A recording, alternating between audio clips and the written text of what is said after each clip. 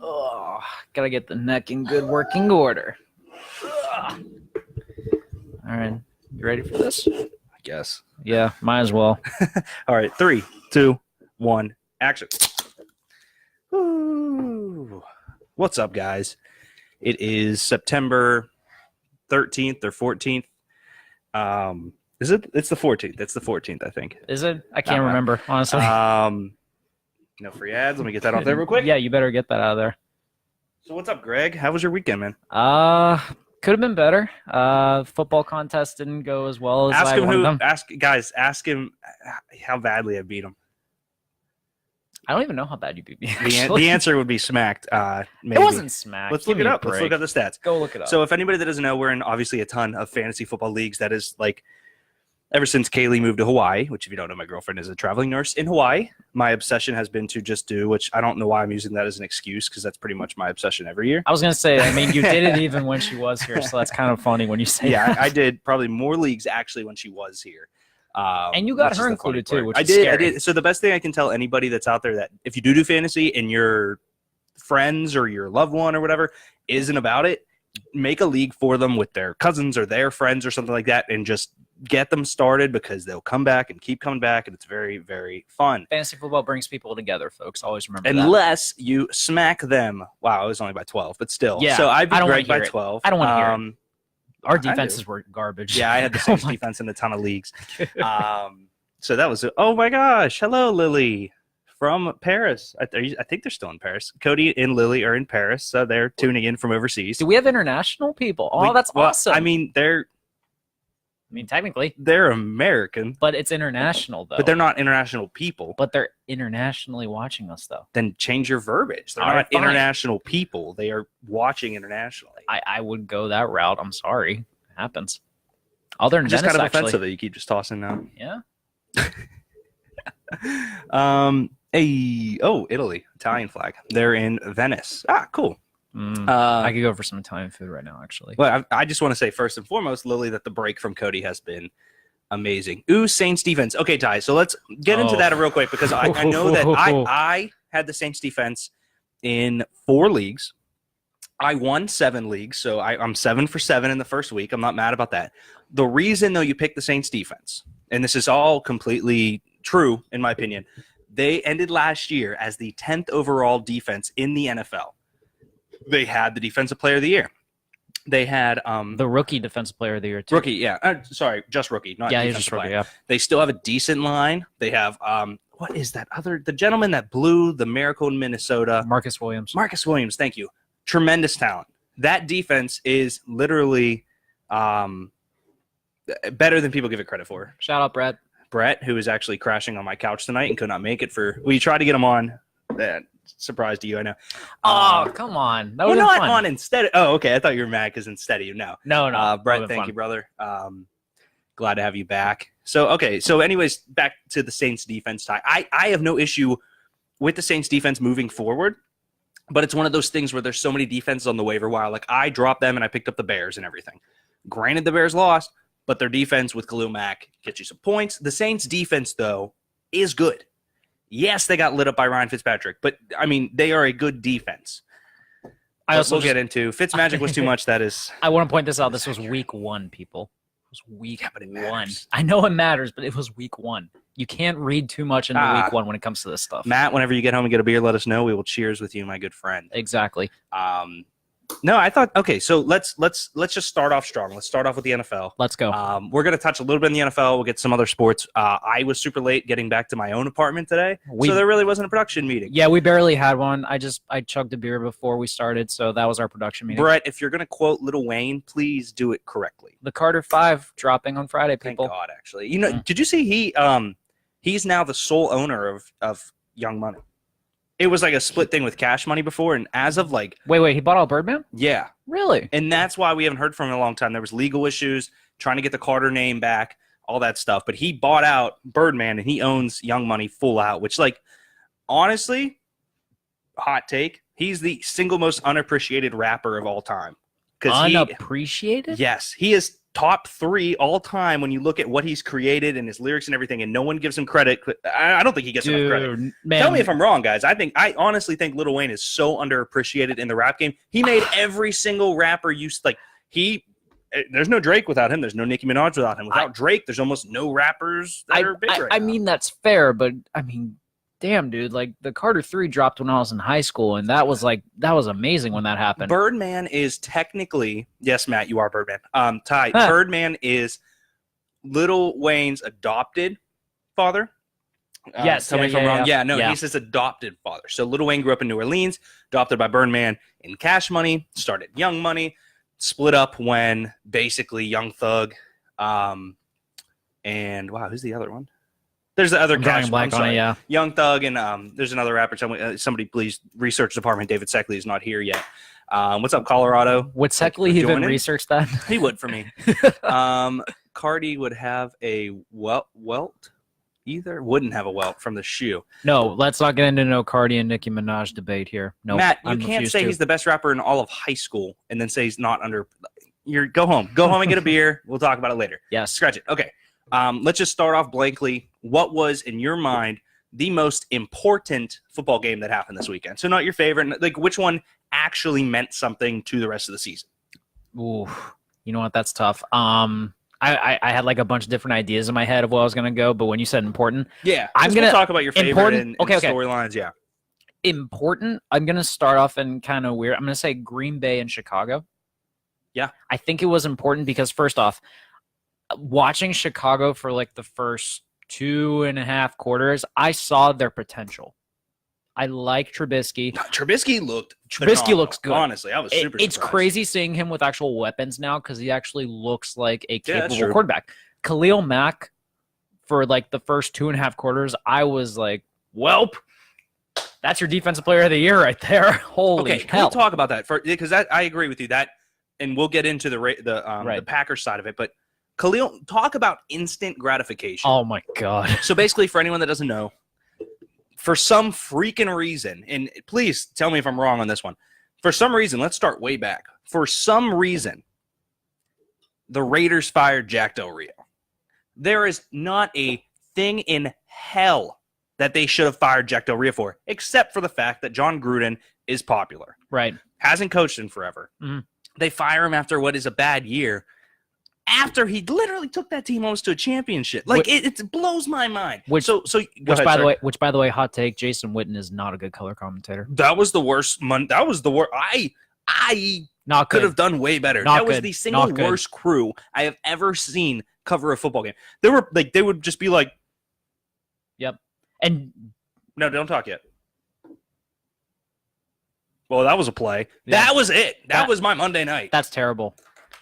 God, like after seeing Tony Romo like just be like a little kid in a candy shop, like calling a game and stuff, you would have thought, oh, Jason Witten's going to be good at this. Nope. Why? Maybe. Nope. Okay, the only reason I think maybe that's different is I love Jason Witten as a guy. I love Jason Witten as a player, but God, he is horrible as a color commentator. He doesn't dissect the same way that that Tony Romo does in his play, so he doesn't dissect.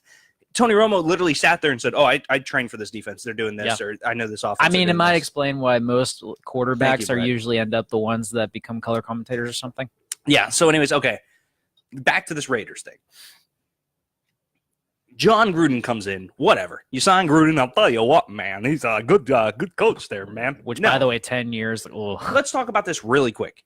One thing majorly ruined by this signing was the Gruden QB camp. Because they replaced it with Russell Wilson. Why do you have a current quarterback who literally is the most boring human on the planet? I like Russell, and he's boring. Other than him being married to Sierra, he's boring. Boring. He's boring. When's the last time she dropped a good song? Still boring. Every aspect of his life, boring. Future came at him. Russell's like, well, that's his opinion, man. Boring. Everything about him. And his stepson is named Future, by the way. So anyways, the problem. Okay, so we get into that. The bigger issue here, though, is the simple fact that Gruden is a quote-unquote football guy. Name a better freaking football guy than a 2-position all-pro defensive player of the year that went to Buffalo and was taken in the top 10 of a draft. Like, it blows my mind. And then he comes out. Top 5. He was I thought he was 6. I thought it was 5. Okay. Wait, either way, top 6. We'll say top that. 6, sorry. So let's look at it that way. He basically came out and said that. So there's 3 people here that Gruden pissed off, in my opinion. Khalil Mack. He said Khalil didn't want to be here, man. It's like, all right, cool. Like, I wouldn't want to be there either. I like Jack Del Rio, whatever. I love Gruden as a guy, not as a coach. Second person they pissed off had to be the Rams because the Bears, excuse me. The Bears. Because when they made this trade, the reason they didn't send him to L.A., and there's all these rumors about how the Rams had a package. The Rams package was to pay him the franchise tag this year and a little extra, and then let him go in free agency next year. The Rams are all in on this season. They really are. It wasn't a long-term deal. They were literally like, let me put you next to Aaron Donald and all these freaking amazing. Sue. Oh, God. So, but anyways, he pissed off the Bears because the reason they took this trade is because they told the Rams, no, your pick will be way too low. We want somebody high. So they're basically like, well, the Bears suck, blah, blah, blah. It's mind-blowing. The third person he's pissed off in the past week is Derek Carr. Yeah. Did you see what? Yeah. Okay, basically, we all know, if you play fantasy, if you're a fan of the NFL, we all know what Amari Cooper is capable of doing. We also all know that Amari Cooper rarely does what he's capable of doing. I've gotten burned many times for it, by the way. Now, the excuses in the past where Carr was hurt or they had Crabtree who sucked up the receptions and BS. What it comes down to, though, is he said, because you have to pick a side here. In my opinion, you have to pick a side, Carr or Cooper. One of them was terrible in the game. One of them was just off. And he said Cooper got open and we didn't hit him. You signed Derek Carr to what was the most expensive contract in football after he broke it. You know what I mean? No, well, that changes every that's not even day. going on that road. But the whole point is that you basically just put out your best defensive player, gone. Your quarterback, your franchise quarterback. Screw you, man. I don't know, man. Yeah. I'm a Jack Del Rio guy, and I like Gruden, and I know that everyone viewing this likes Gruden as a guy. And trust me, when he was on Gruden's QB camp, oh my Lord, did I watch that stuff all the freaking time. Right. As a guy, he was great to watch. As a color commentator, he was great to watch because the way he dissected Gruden's grinder, man. Gruden's grinder. I mean, he called out David DeCastro literally every time the Steelers played, which I loved. Whatever. But at the same time, like, holy hell, you want to talk about just starting off on the wrong foot? I said food. Ugh. What body part is that? I have no idea. I'll tell you what, man. Not only pronounced a foot, not a foot. Yeah. Not only did you piss off your quarterback, you trade away your best player. You basically took power away from your GM, who essentially took the Raiders out of salary cap hell. By the way, Reggie McKenzie is a god. I don't care who the hell disagrees with me. He is amazing. But watching that defense play against the Rams was just that was ugly. Now the Rams are, in my opinion, probably one or two in the best all-around teams in the NFL right now. Yeah. And I like McVay a lot. He's not giving me a reason to not like him. What was uglier, watching the Raiders play or listening to Jason Witten's commentary? Oh, Witten's commentary. Oh, my God. I would have rather been a fan of the Buffalo Bills this weekend than have to sit to another Jason Witten commentary. Damn. All right, so let's go back to, we asked you to name the game that you thought was the most important. You touched on the Bears. Yeah. What about the Packers? Oh, man. Watching Aaron Rodgers just completely take that team to the promised land, it was amazing. It literally made made you remind yourself he is the best quarterback in the NFL in terms of talent. I want to say that right now because, yes, everyone's going to argue about Tom Brady and all this other bullcrap about it. But in terms of overall, I don't think they're saying Tom Brady's the best in the league right now. Right. He's the greatest of all time. He's the greatest of all time because right. Talent-wise, you could argue Rodgers is talent-wise, Aaron Rodgers is the best quarterback in the NFL. And he reminded you that even on a bad knee. That is scary. It's either him or Joe Flacco after this weekend. So let's not get into that. Points, dude. He played the Bills. Come on. No, I think the other. So I'll touch on that, and then I'll say mine. You can touch on that. Other things that I saw that I think will register to being very important are Aaron Rodgers is hurt. Aaron Rodgers is hurt. But the fact that he was hurt and he was still able to... Totally fine with that. This is incredible. But you either play him this week. Like, basically, Aaron Rodgers' entire career is meant to keep Mike McCarthy in a coaching position. Pittsburgh boy. I like McCarthy. Just saying. Good coach. Yep. Shouldn't be a coordinator on his off. Like, I don't think he should be calling plays. And two, if he didn't have the most talented quarterback we've ever seen, he would have been fired years ago. Rodgers keeps that entire team employed. Right. Look at Jordy Nelson last year. He also takes up so much salary cap space that they can't afford a lot of stuff too. Rodgers? Yeah. He didn't before that big deal. He kind of did, because he also reset the market. That's no excuse for just being a terrible front office. No, that's fair. You know what I mean? Like, I get it. Yeah, his ability, like, and he should be paid that high. Do you believe that he didn't take pain meds? Oh my lord, that dude was loopy. They said, hey, like talking to him, he's like, dude, I was hurt. His pupils were like bug-eyed, essentially. They were like, Aaron, what'd you injure? He said, my knee. Aaron Rodgers has a heck of a sense of humor, but there's no way that he was hopped up on pain meds. He took a handful of pain meds and went down. Mike Nicolazzo, FIFA 19 demo is out now. And I mean now. Mm-hmm. I'll be playing that later tonight, right. Mike. Thank you, buddy. So let's get back on topic just for a second. Okay. So my game that I think was the most important of the season. Of week 1. No, well, I mean, to start the same. Yeah, I guess that's true. To start off the season so far. My knee, Ty. Thank you, my knee. My leg. I really don't want to pick this game, but I'm going to. Mm-hmm. Steelers Browns. Oh, I think it showed you 2 things. Hear me out here. All right, go ahead. It showed you Big Ben's pretty bad on the road, which we all knew. We all knew that. I get that. But really, realistically, that was one of the single most pathetic athletic performances I've ever witnessed in my entire life. And what's super weird about the Josh Dobbs Landry situation, which hear me out. Mm-hmm. Oh, no, I'm not going to argue that. Like, Josh Dobbs deserved the back. Josh Dobbs, well, yes. Yep. But the weird thing about that situation is if they really, really thought they were going to get a Super Bowl this year, and I'm saying this just from my own brain, if they thought they were going to get a Super Bowl this year, they keep Landry Jones. Josh Dobbs is much better. Josh Dobbs is much more athletic. Josh Dobbs has my complete backing, and Landry Jones is a piece of crap. Landry Jones has the experience. I'm not speaking from what I would do. And someone tell me if I'm wrong here in the comments. If the Steelers thought they were winning a Super Bowl this year without Le'Veon Bell, he's basically gone, and with these rookie or second-year wide receiver core, and personally, their move made me think that they think that Ben is done a lot quicker than we all hope. I think this is Ben's last year, and I know that's kind of a dumb hot take, and it comes from a place of disgruntledness. Yeah, it comes from frustration of Ben saying it each year, in and out, that he's done. And what it comes down to for me is they are basically saying, all right, next year, we got Dobbs, we got Rudolph, we're pushing for that year. Mm-hmm. It's so weird because Ben is would you say Ben's better than Bradshaw? Ooh. Because we never saw Bradshaw play, obviously, and I wish David Seckley was in here for that. I know I saw Kevin's name in here. If you're still in here, Kevin, please weigh in. I'd personally say no, and I'm not even going to use. Thank you for drinking, sir. And I'm not even going to use the Super Bowl argument. I think it's mostly open your eyes and cheers. Cheers. Sorry, I'm thinking. I'm in deep thought because this is tough. I think Bradshaw is better, not just because of the Super Bowls, but I think if you look at the overall talent around him.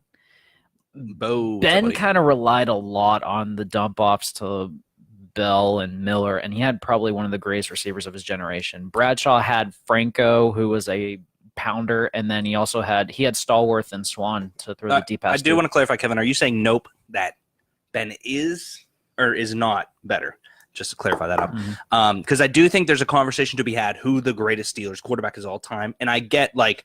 There is a lot of disdain for Ben right now, but Ben, when Ben is Ben, is I mean he's in a conversation, I guess you could say, with Tommy Maddox. So let's get to the other side of the ball. You took that in a way different direction.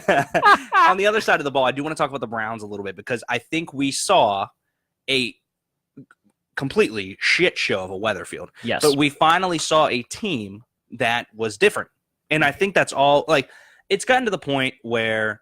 Ben is not better. Okay, thank you, Kevin. I was curious because I feel like I knew you were going that way, but I want to double check. All right. I think we're getting to a place where everybody's frustrated seeing the Browns be this bad. Not in if you have a friend from Cleveland, shit talk all you can. But the one thing I think we can all agree with is that we want to get back to a place where we have the most dominant division in football because it looks better for us. Right. And it's just better competition going into the year. To have a team like the Browns in your division is they're 1-31. The past, all right, 1-31. You know what I mean? Like, it's very frustrating. And I think that we have a very good division. I think the Ravens defense is back to being good. I think the Bengals are a quarterback away from being a good team because Andy Dalton's a pile of shit. I think we're finally seeing a Cleveland Browns team that is going to not, I don't think they're going to contend for a wild card this year, but they're finally not running in mud, which is backing up my argument that they are still not as pathetic as the Buffalo Bills. They're on the right track, essentially. Watching the Browns defense was like, it was awesome to watch. Myles Garrett looks like Myles Garrett looks like a stud, man. He does. He does. He's not as good as Watt, but he looks okay. I think Denzel Ward got lucky. He did, in my opinion. I think so well. too. He did well against the best receiver we've ever seen. Right. But yeah, exactly. I'm not willing to praise Denzel Ward just yet. Another guy who looked really good. I know he got an interception, and that was kind of iffy or not, but Joe Schobert, middle linebacker for the Browns, he looks good. He looks good, man. Yeah. So, yeah, I'm not willing to sleep on the Browns just yet. I feel like if they didn't have Tyrod Taylor in that backfield being able to scramble out of the pocket, that they would have ended up with way more sacks than all right, screw it. So what was the most surprising game you saw this weekend? Oh, I don't think it's any question. Hot take, not important, gonna week one, but Ravens versus Bills. Now, okay, so let's. I do want to touch on that real quick. Go ahead. So it's an interesting concept, basically because the Bills are a shit pile. They always have been. I think Nate Peterman basically coming out of college was the most pro-ready quarterback in that draft at me. Which says a lot about that draft, by the way. Well, it says a lot about how good he was in college versus and we still have this 5 interception game imprinted, and the Ravens defense is very good. They are. I think Nate Peterman was literally put into a large area of failure, and I think they used him as a scapegoat to start Josh Allen, because we all agree Josh Allen is a better prospect, better quarterback, but they basically put Nate Peterman in so that whatever happens, they could start Josh Allen. Yes, they could have started Josh Allen first, but they don't want to be the team that has to start a rookie quarterback. They basically were just looking at it in a way from, let's throw Peterman out there. He's going to play like shit. That way we can bring Josh Allen in the next week, and when we start winning games, it'll look good on Josh Allen. I 100% believe that. Do you actually think they're going to start winning games with Josh Allen? No, but if they win one game, they will say it's because of Josh Allen to try and get the fan base around him. Yes, that is what I say. I don't know, man. Why did Shady McCoy only get like 2 runs? Or 2 yards, like, you know why? Because that offensive line can't open up holes for him. I don't give a crap. Give him the ball. He's your best player by a freaking mile. Yeah, I'm not willing to. It's annoying. I'm not willing to blame too much on the quarterback controversy in Buffalo on that. I honestly, watching that offensive line, they can't protect anyone. It was bad, man. It was really, really bad to watch that. All right, off it. We'll come back to the NFL at the end of it. I want to get off it for a little bit. Let's talk golf. So we talked about, and I am going to phone it just because I was writing notes and it didn't work out so well because I suck. So the Ryder Cup teams came out. Yes, Brett, sir. I know that you were well aware of this. Let's go through the captains for the U.S. team. Jim Furyk is the captain, and then you get to the vice captains: David Duval, Zach Johnson, Matt Kuchar, Davis Love III, which that surprised me. He's still around. So I did not. Wow. Know. How do I get the FIFA demo? Pro Evo sucks, man. I'm just throwing that out there. Steve Striker. All right. Vice captains. The USA team, Bryson DeChambeau, even though I know it's Rochambeau. I love that dude. DeChambeau. Tony Finau, Finau, which was another. So Bryson and him were a captain's pick. Yeah, he was the last pick, too. I'm pretty sure. Finau. You get down to it, Ricky Fowler, Dustin Johnson, Brooks Koepka. Captain's pick, Phil Mickelson, Patrick Reed, Webb Simpson, Jordan Spieth, Justin Thomas, Bubba Watson. And captain's pick, Tiger Woods. Yep. Ladies and gentlemen, the Ryder Cup is back. Yeah. Back. Wow, that dude is a god. I mean, to be fair, it was pretty good 2 years ago, too. Last time, just saying. I'm just saying, it was. Shut up, Greg. So the captain for the Europe squad is Thomas Bjorn.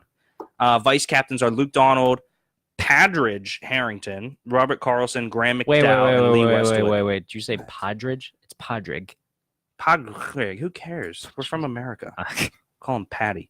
The other players are Paul Casey, captain's pick, Tommy Fleetwood, Sergio Garcia, captain's pick, Tyrell Hatton, Rory McIlroy, Francesco Molinari, Alex Noren, Weirdly close to Alex Moran from Blue Mountain State. Just yes, yeah. Pencil that in. Thorbjorn Olensen. These are Swedish shit. Ian Poulter, captain's pick. John Rahm, your guy. Justin Rose, and Henrik Stenson, captain's pick. Who wins, Greg? USA. Naturally. This is the most stacked USA Ryder Cup team I think I've ever heard. Tiger. They can't lose. It's not even just Tiger. I mean, Brooks Koepka is literally on probably the greatest run you will ever see. It's just Tiger. No. I understand you're a Tiger boy, but you got to look at the whole team. I am a human. You just yelled really loud in the microphone. Dude, I'm a human. Of course I like Tiger. I get you're a human, but you got to look at the whole team, man. He's not going to be able to get all the points for the Ryder Cup team. Come on. Not with that attitude. Yeah. Not to mention the fact that he's also got to play doubles. It's kind of how it works. USA, Kevin. I agree. No, I agree. The USA team really is stacked. Obviously, the European team has a lot of talent. Yes, one of my favorite golfers right now is Tommy Fleetwood. I really, really enjoy the way he's been playing. Yeah. But the USA team just has name value, and everyone on that team is hot right now. Didn't Fleetwood shoot like 8 under in the final day of the US Open? No, he's been playing very well. That was really good.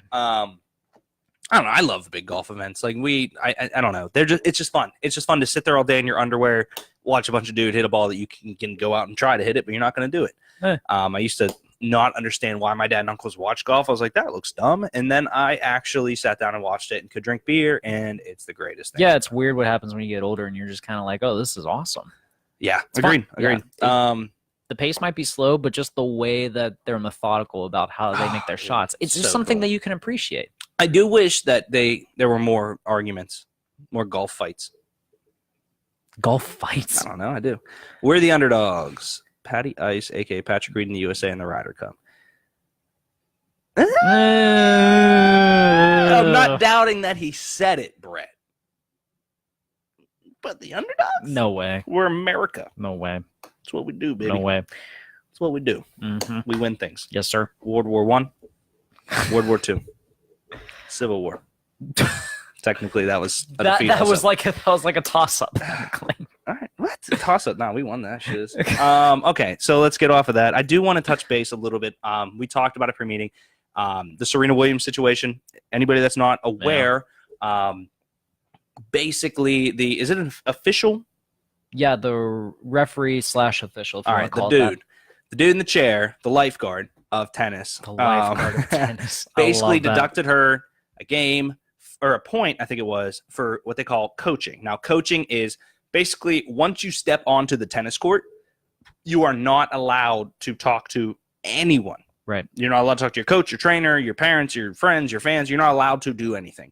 So apparently the coach made a hand signal that meant get closer to the net, and the official saw it. Now, this official has in the past taken points away from people for coaching and has taken points away from people for taking too long to serve. Right. We want to point that out, that this guy does have a history of this too. Now, the big issue came when Serena, and I'll get into a little bit about the philosophy behind it, but basically Serena, called him a thief for taking points, smashed her racket, which was another point, and when she did actually call him a thief, she got an entire game.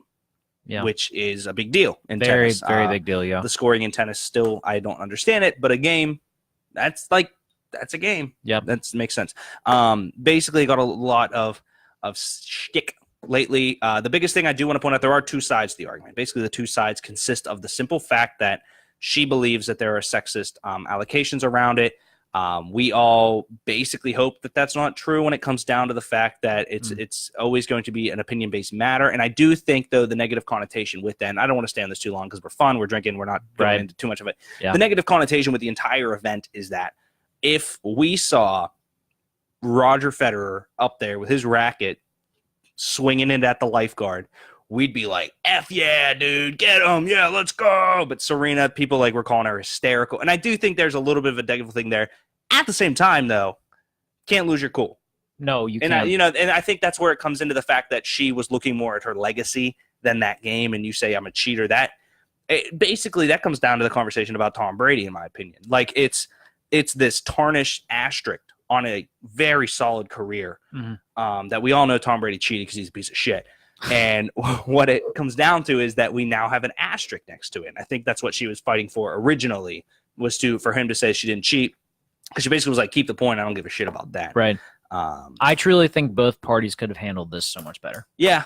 Both of them. And I don't know tennis, but I agree there. No. I think Serena could have probably had a much calmer head about this entire situation, and that probably could have eventually made it a little better. I mean, she's the greatest athlete of all. She is. We even said this last week when we did this. I stand by that. Yeah. No. I think the ref was in his right to call the penalty. I think the way that he kind of handled it. The coach said he cheated too. Yeah, like the coach said he did cheat. So I mean, like we're not trying to argue the fact that Serena was in the wrong because I mean, she cheated. She did. I mean, but the way that both parties handled it though was probably what made this mess just completely. She cheated the way that you're not supposed to jaywalk.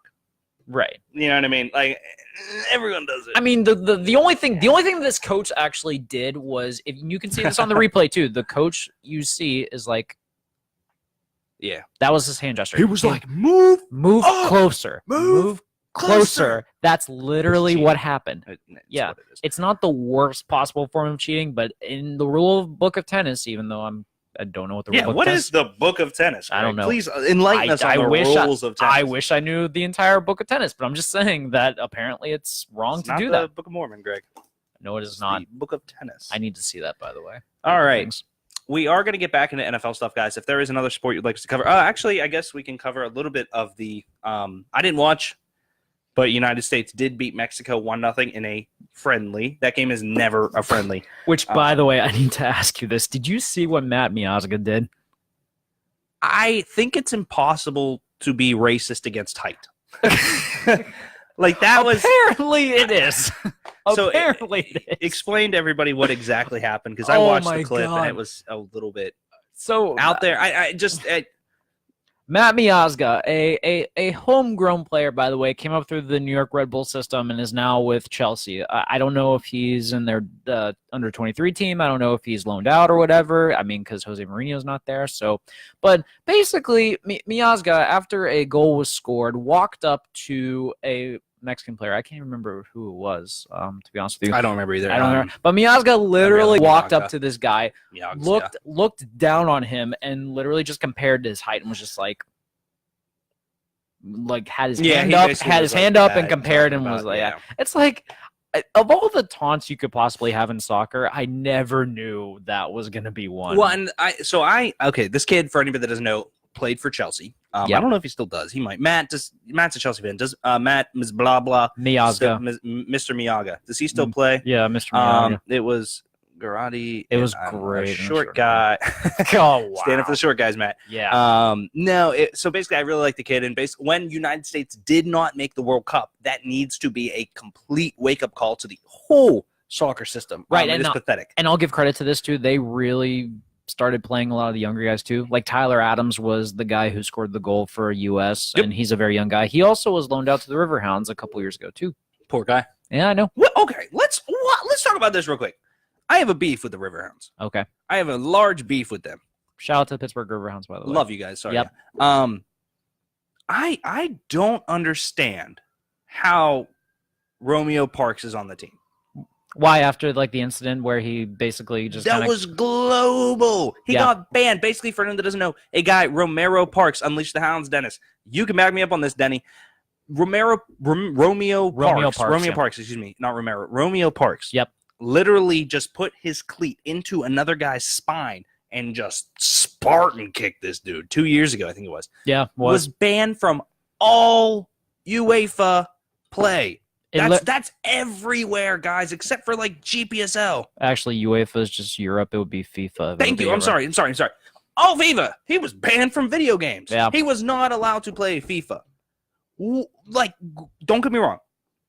Talented.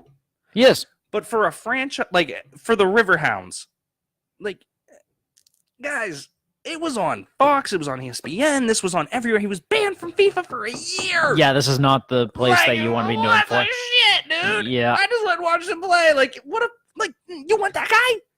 I don't know the whole argument for it. I don't know if he like got banned for. Thank you. I don't know if he got banned for like a year or something like that or what. It's a full year of no playing soccer for FIFA. He can't even play FIFA. Like anyways, okay. I don't actually have a beef with the Riverhounds. I really enjoy going to the. They're in second place in the East, man. Let's. Yeah, Dennis took me to the game last Friday. It was a splendid time, a wonderful date. Thank you, Dennis. They got to figure out a way to get past Cincy in the playoffs, though. That's going to be rough. beat them. Yeah. All right, so guys, if there's anything else we didn't talk about that you want us to talk about, please let us know. F that guy. He would have kicked off the team. I'm for that. It just comes down to the simple fact that you're a franchise rebranding, and I think it doesn't look good to bring back. But at the same time, that's why I'm on 2 beers deep and not being a pro coach somewhere. And we're on the front office of the Riverhounds. I'm good. I'm good where I am. I like what I'm doing. All right. So we're going to get back to football, guys. Again, I'll say it again. If there's something we missed or you have any questions, please comment, write, whatever. Yep. We're watching the feed right now. But let's get back. So I want to talk about, do you like snowboarding, Greg? Never snowboarded in my life. Because Andrew Luck does like snowboarding. Apparently. Guys, okay, so for any NFL fan out there, I can say probably the most frustrating situation of late, if you just enjoy football, is the fact that Andrew Luck, one of the most promising quarterbacks we've seen, like I think he might be the best quarterback to come out of the draft that we knew was going to be good in a long time. There was never any doubt about how good Andrew Luck was going to be. None at all. None. We knew what he was going to be. The Colts did. That's why they let Peyton Manning go, and Peyton Manning still took the Broncos, the most efficient offense in the NFL that year, to a Super Bowl. That was Peyton could still do. That was. Granted, I think they would have dropped Peyton for a Goff or a Wentz. You know what I mean? Like, they probably would have done that for anybody, but look, like, they basically gave up a Super Bowl quarterback. Quarterback. For thought. Stupid. Rewind if you want to hear Greg be an idiot. Wow. But what it comes down to for me is, though, Luck has not thrown a football. Now, he did this Sunday, so obviously he looked good, but too. It wasn't since 2016. Now, the preconceived notion that we were all led to believe was that Andrew Luck hurt his AC joint in his throwing shoulder. You know, he can do that, off of a hit and was sprained. A sprained AC joint doesn't get you sitting out. Like, he had surgery on it. Anybody that doesn't know, a sprain is a tear. Mm-hmm. It's a smaller tear, but it is still a tear. Yes. He had surgery on it and sat out the entire NFL season last year. Now, the team did pick up Jacoby Brissett, one of my favorite backups in the league. Mm-hmm. Not better than Josh Dobbs. But what it comes down to is, though, it just got released 4 days ago that in 2016, after Andrew Luck had his AC joint injury, he went snowboarding and effed his shoulder up. He signed a $144 million contract and went snowboarding and messed his shoulder up so bad he sat out for a year and a half. And the team kept it under wraps. Please, guys, the number one idol on the planet for me right now is Pat McAfee, and he just released the Pat McAfee Show 2.0. Mm-hmm. He has an entire segment where he tells people he knew about this. Colts players knew about this. They weren't allowed to say a thing. The Colts kept it so under wraps, no one knew. Andrew Luck had an interview with NFL Insider this week where he basically told everyone what happened. Finally! Dude, I was so confused why he didn't. I was like, what's. Like, he'll never play again. I'm like, it's just a shoulder injury. Like, I get it's his throwing arm, but what happened? We now know. And the team, the best part about it, and I'm sorry I'm ranting a little bit here, the best part about that entire situation is that the team said the snowboarding injury had 0 negative effects on his shoulder. I wake up out of bed and I am in pain with my shoulder, and that is an effect. I fall on my shoulder, and that's an effect. You can't tell me that had 0 negative effects on his already surgery-injured shoulder. Yeah, I'm trying to think about this. If he's like going downhill on a snowboard and he just falls, like that had to have done something. All the injuries that could happen there. Yeah, absolutely. I mean, I don't get it. So, okay, perfect situations of how not to be an idiot and how to be an idiot. Mm-hmm. Big Ben, quarterback, motorcycle, no helmet. Idiot. Drew Brees, sponsor, Can-Am Tricycle Spiders. Not allowed to ride them until he retires. Mama Guasden. Oh, Brett actually declined to be on, so you got to call him and talk to him. I wanted to have him again. And you know what? I do have to say the chemistry is a little better because Greg has never asked me to move an impossible couch down 6 flights of stairs. I also bring beer, too. Brett brought beer. Oh, did he? Yeah. Okay, I apologize. If anybody wants to be on the show, text me, but you got to bring beer. Yep. That's the whole thing. It's the rule.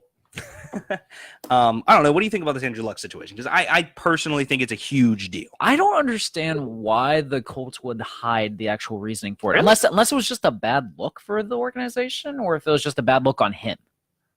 I think it's a combination of things. I think it's a combination of it looks bad for their quarterback that they're obviously still going to stand behind. They're not going to throw him under the bus. They're not going to blame him for anything because they don't want to sever the tie. And at the same time, it looks bad on them for paying a guy $140 million and then not monitoring him. I think that's the NFL. Okay, so anybody that doesn't know or comprehend, I learned this the past couple of years.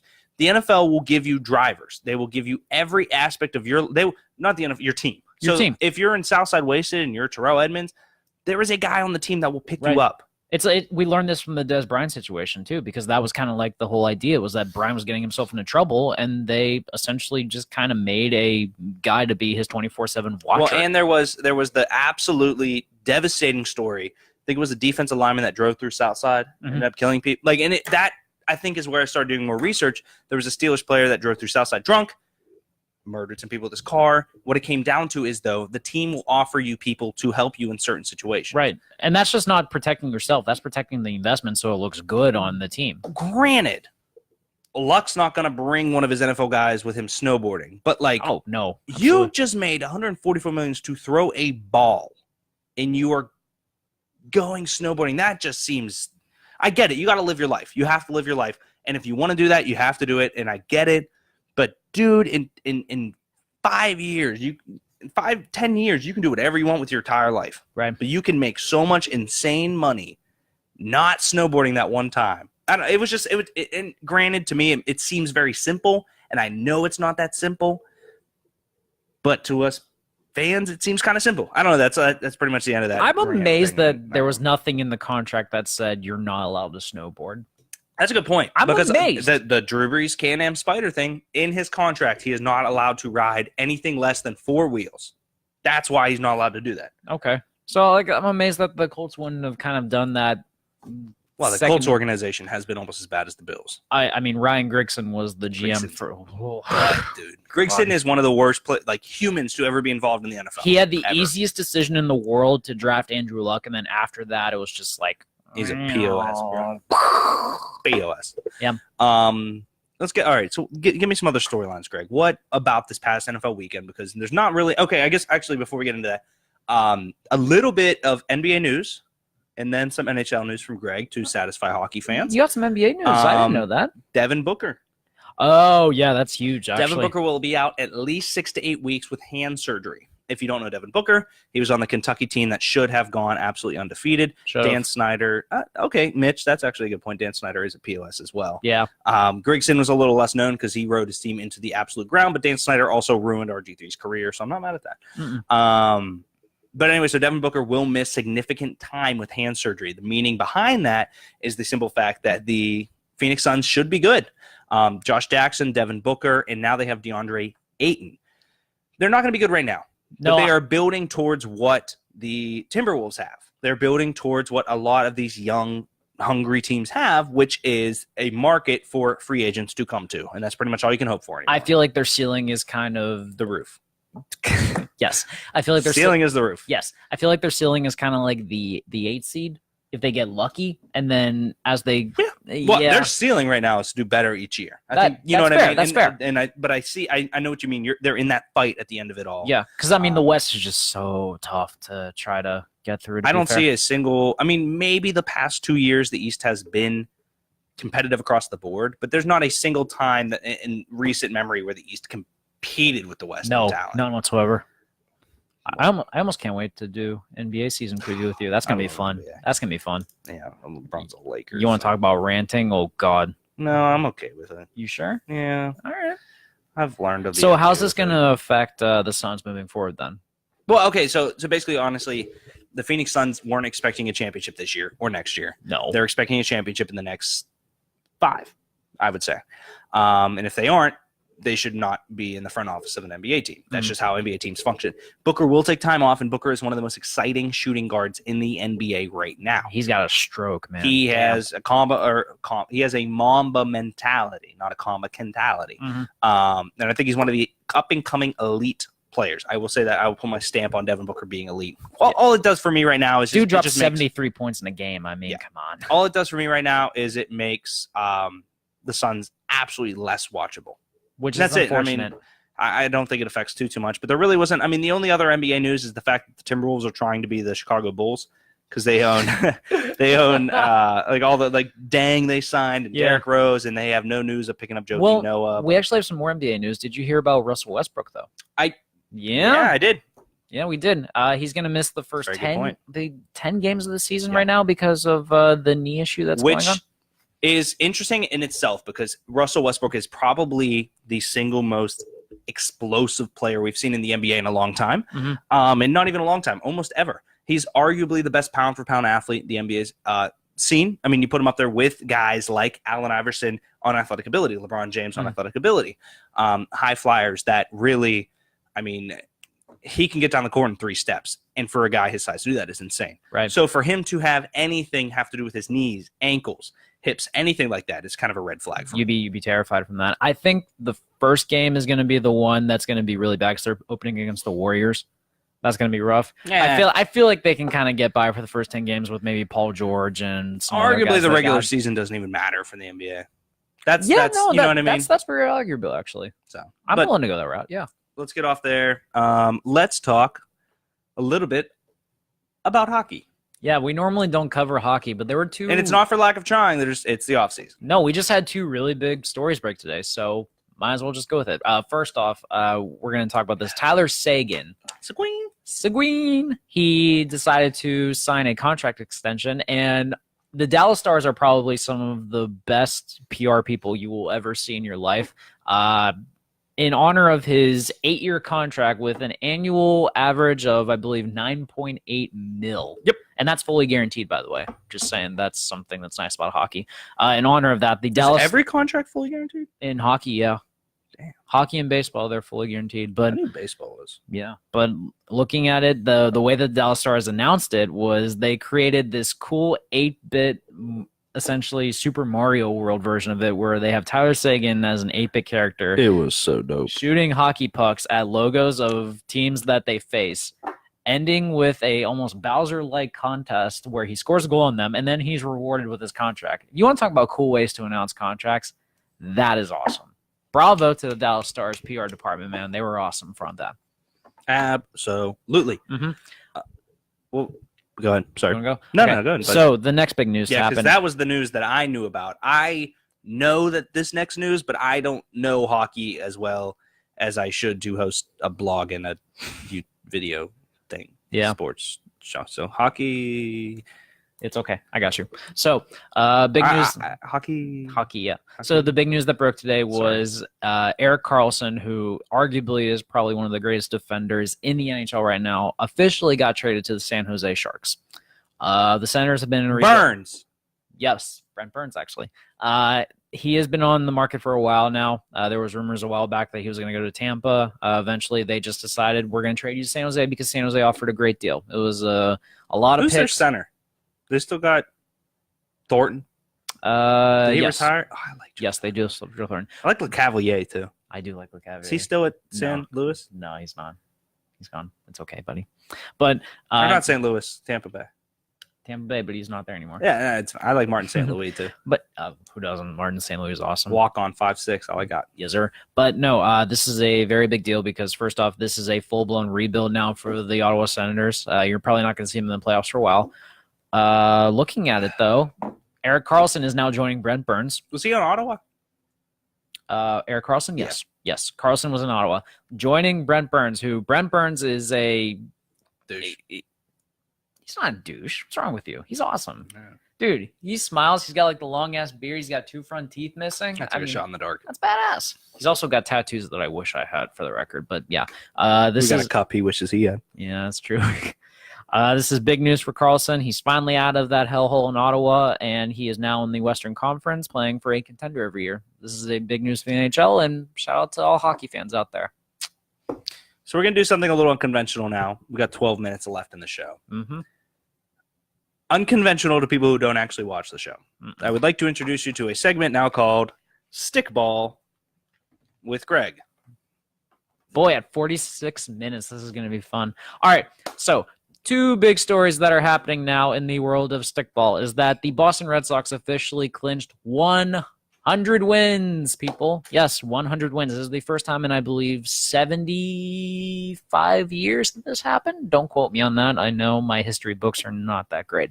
But this is a big story. The Red Sox are going into the postseason now, firing on all cylinders. Mookie Betts is an MVP candidate. JD Martinez looks like a stud. They just activated Chris Sale from the DL, who is going to play a huge role in their run to the World Series this year. The big story to look at moving forward into the playoff push is going to be the AL West. Always remember that, folks. The Houston Astros have been the gold standard all year, and I'm not going to argue that. They're the defending World Series champions. But if you look a little further down the standings, the Oakland Athletics are now about 3 games back in the standings. They are also firing on all cylinders right now. They have a no-name rotation right now that is coming out of nowhere, and Matt Chapman looks like a very, very low-key contender for AL MVP. I'm not going to say he's going to be AL MVP, but it's entirely possible because he just looks like a stud. He looks like a Gold Glove contender, to be honest with you. Some other news and notes was something that really kind of struck my eye this week was the Josh Donaldson trade that apparently occurred at the end of August where Cleveland received him and the Yankees and Red Sox... Stickball over. And stickball's over. Stickball's over. I was about to go on a rant, whatever. That's cool. Stickball over. Stickball's over. Okay, so let's get into the game tonight. NFL season, week 2. What up? We got the Baltimore Ravens versus the Cincinnati Bengals. Greg, who are you taking in this one? Well, first off, I was surprised by a stat that I saw today was that the Ravens have won 5 straight Thursday night games. Yeah, I'm going with the Bengals too. Yeah, I am too. No, looking at both teams, after watching their week 1 performances, I feel like the Ravens' performance was essentially inflated just because the Bills look like the worst team in the NFL. Yeah, I mean, the Ravens' defense is obviously talented, but I think the Bengals are getting to a point, and it kind of still has me very curious because I think the Bengals are a quarterback away and a defense away from a significant team. And what I mean by significant is like the distance team. See, I'm willing to say that the Bengals defense actually isn't that bad. I mean, when's the last time a not that bad defense won the Super Bowl? You know what I mean? The New England Patriots when they played the Seahawks. I'd say they were pretty freaking good if you're going to intercept the ball on the 1-yard line. I don't know about that. I mean, that was kind of luck on Malcolm Butler's part, who's not even there anymore. It's not there anymore because that play projected him into stardom. That's fair. Looking at it, I will say Cincinnati will win, and it's mainly because looking at the teams as a whole, Cincinnati has a much more complete team. I think Joe Flacco got lucky going up against a really porous Buffalo team. And porous? Porous. It's a word. Yeah, it means like water. Like no, soaking up water. Sponges are porous, right? Well, I guess, but I mean, you could also say the Buffalo Bills are a sponge.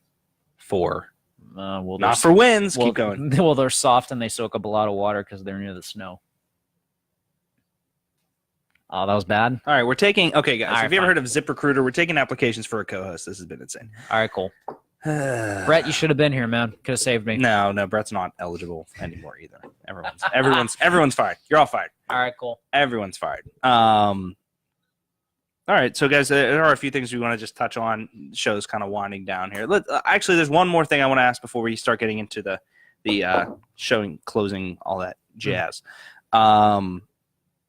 Last week, what player's performance really kind of stood out to you in a way that was amazing? Like in surprising, amazing. March here, thank you. I also hate Greg, and I love you. Hi, Marty. Which player surprised you the most individually last year? Last week. Okay. I was gonna go I'm not gonna go the Ryan Fitzpatrick route. I'm going to say Sam Darnold. Yeah. Okay, that's fair. That's fair. Watching Sam Darnold play after that first interception, I thought, oh god, this is not gonna end up good. It is not gonna work out well. But especially against the defense, I thought was gonna be right. But no, Sam Darnold taking the reins of that offense, leading the team down the field, and just putting his cleat on the throats of the Detroit Lions defense was awesome to watch. Damn, it was calm awesome, down, Greg. It was awesome. When was the last cleats on the throat? When was the last time you've seen a quarterback from the New York Jets actually take full reign of an offense? Sanchez. No bullshit. That was the Rex Ryan defense. That was the Rex Ryan defense. So you're saying Mark Sanchez didn't actually play quarterback for that team and didn't actually do well? He barely played quarterback for that team. He did. I'm sorry. He was not that good.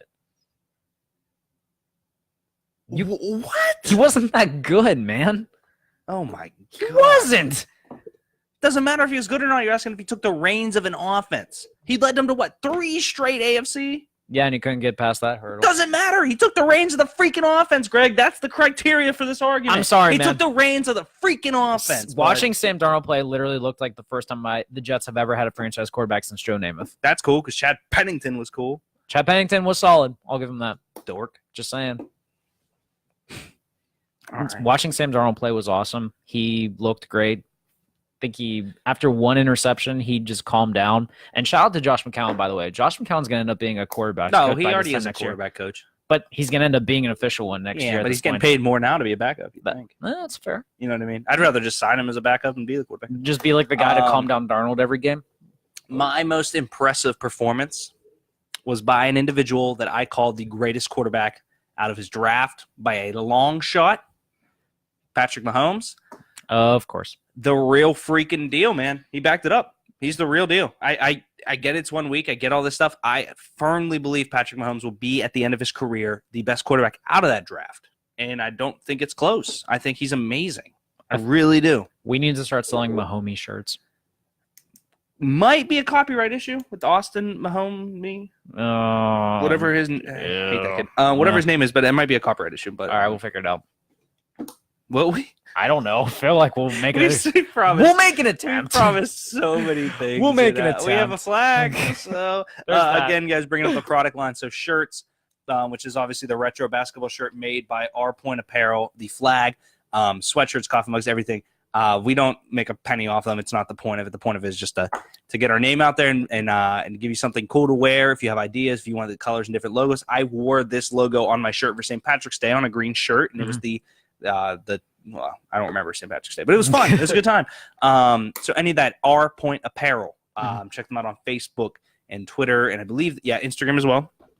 We have a good relationship with that crew. Yes, we do. And we'll continue to put out good gear, guys. If you actually want a shirt, a tank top, a long sleeve, a sweatshirt, a crew neck, message me. If you don't want to go to the site, that's perfectly fine. We do bulk orders. Again, we make zero profit off them. It's literally just to give you something to wear. The 2 Beers Deep logo and shirt still to this day is my favorite thing we've done. Other things we got going on, guys. We do want to touch on one more thing. There was an article on Thoughts from the Bench. This is very important to him, by the way. No, it actually is. Stop messing around for once. But there was an article that was released. Before I get to that, yes, Brett Mahomes is a good start this week against the Steelers secondary. I think Tyreek Hill's too fast for everybody, and I think Kareem Hunt will have a decent game, which will open up Mahomes' arm. So to get a little serious for a second, guys, on I guess it was Thursday, Friday. Yeah, I believe it was. Mac Miller passed away. For what he meant to the youth of Pittsburgh was actually something incomprehensible to many people. To what he meant to people that are basically the age of, I don't know, 30 and down at this point. He was 26 when he did that, when he passed away. What it comes down to, though, is that it was very hard for people to correlate with the understanding of what Mac Miller actually meant to people, not just even from Pittsburgh, but the youth in America when it comes down to the concept of just wanting to be understood for what we are and understood for who we are. So there is an article up on Thoughts on the Bench, and we're not looking for any, it got shared around and viewed, and I've had people reach out to us and basically just talk about how they never saw the connect, and that's perfectly fine. That's completely understandable. Music doesn't speak to some people the same way it speaks to other. But I do recommend everybody check out his music, check out what Mac Miller meant to the youth of Pittsburgh and everybody. I mean, basically, he was think of one moment in your life growing up. If you're watching this here from Pittsburgh, I guarantee there's a Mac Miller song that you remember with that moment. So, I mean, shout out to his crew, to Justin Boyd, to Germ, all those people. I love you from the bottom of my heart. I really, really, really hope you see the light at the end of the tunnel. And it's very, very hard topic to get upon because it's impossible to understand someone else's thought process during this time. But we send out our absolute hearts, thoughts, and prayers to everybody affected by that situation.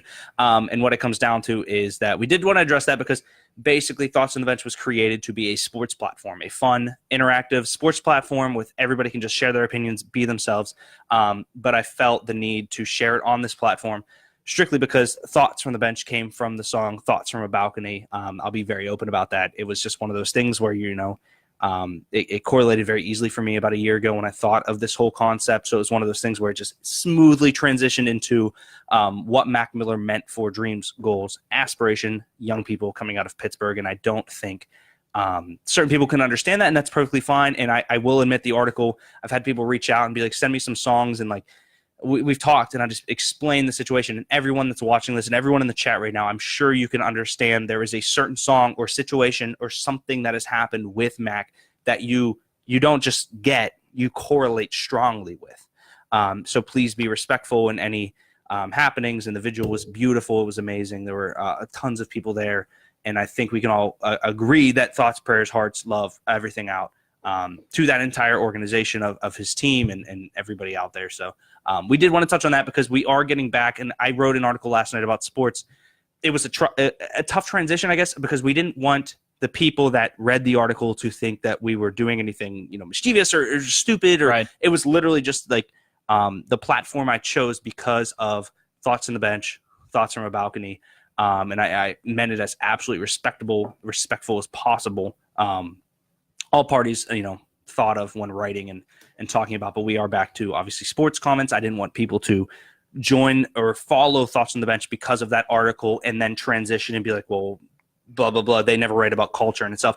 The impact that he had on the city is more than sports, more than culture. So that I just wanted to touch base on that. Thank you guys for, putting up with that aspect of it.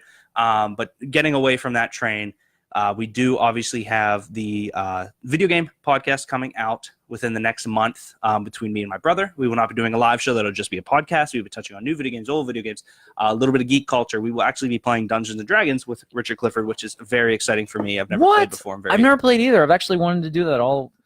You're not invited. Oh, come on. But we'll be doing that aspect. We also have a couple other things in the works.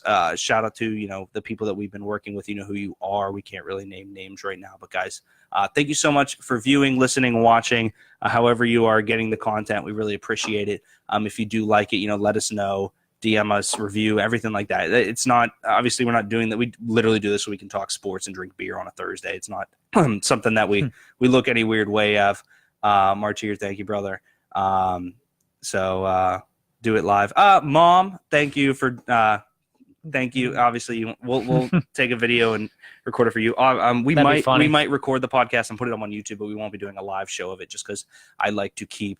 Two Beers Deep should be a live show. I feel like Two Beers Deep is a sports talk show where people, obviously, everyone. If you're not watched the show before, you watch the comment section of any of the past shows.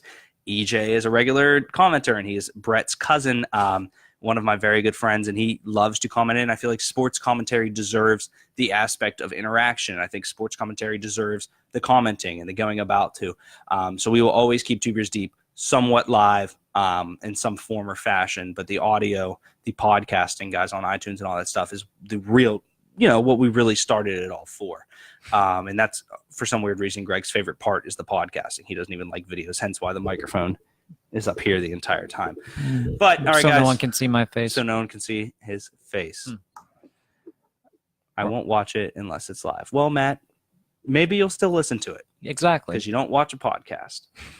Guys, thank you so much. This has been Two Beers Deep. Boom. I am going to leave you with the image of Greg while I go shut off the camera.